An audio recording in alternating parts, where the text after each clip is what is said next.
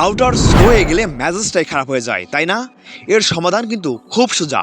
তো সবার আগে একদম কিছু সহজ উপায় দেখে নেই, যেগুলো প্রায় কাজে দেয়। জানেন কি 60% ক্ষেত্রেই রাউটার স্লো হয় এর মধ্যে জমে থাকা টেম্পোরারি ডেটার কারণে। শুধু 30 সেকেন্ডের জন্য রাউটার অফ করে অন করলেই জমে থাকা ডেটা ক্লিয়ার হয়ে যায়। আচ্ছা, আপনার ওয়াইফাইয়ের পাসওয়ার্ড কি আরও কেউ জানে? কারণ এটা স্পিড কমানোর একটা বড় কারণ হতে পারে। অ্যাডমিন প্যানেলে গিয়ে দেখুন কোনো অচেনা ডিভাইস আছে কিনা, থাকলে ব্লক করুন আর পাসওয়ার্ডটা বদলে ফেলুন। আচ্ছা, এবার আসি ফিজিক্যাল বিষয়ে। মানে আপনার রাউটারটা ঠিক কোথায় রেখেছেন সেটার ওপরও নির্ভর করে স্পিড। সবচেয়ে ভালো হয় যদি রাউটারকে বাড়ির মাঝখানে কোনো খোলা জায়গায় রাখা যায়, দেয়াল বা অন্য ইলেকট্রনিক্স ডিভাইস থেকে দূরে। ধরা যাক রাউটারের জায়গাটা ঠিক আছে কিন্তু স্পিড বাড়ছে না, তাহলে এবার সফটওয়্যারটা দেখতে হবে। রাউটারের ফার্মওয়্যার পুরনো হলেও কিন্তু সমস্যা হয়। অ্যাডমিন প্যানেলে গিয়ে দেখে নিন কোনো আপডেট এসেছে কিনা।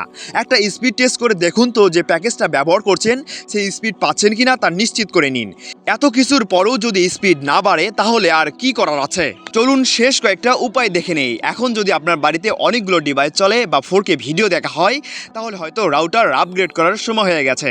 এই নম্বরগুলো কোনো সিক্রেট কোড নয়, এটা গুগলের ডিএনএস সার্ভার, যা কানেকশনে অনেক ফাস্ট করে দিতে পারে। কাজটা খুবই সহজ। রাউটারে ডিএনএস সেটিংসে গিয়ে শুধু এই নম্বরটি বসিয়ে সেভ করুন আর রিস্টার্ট দিন।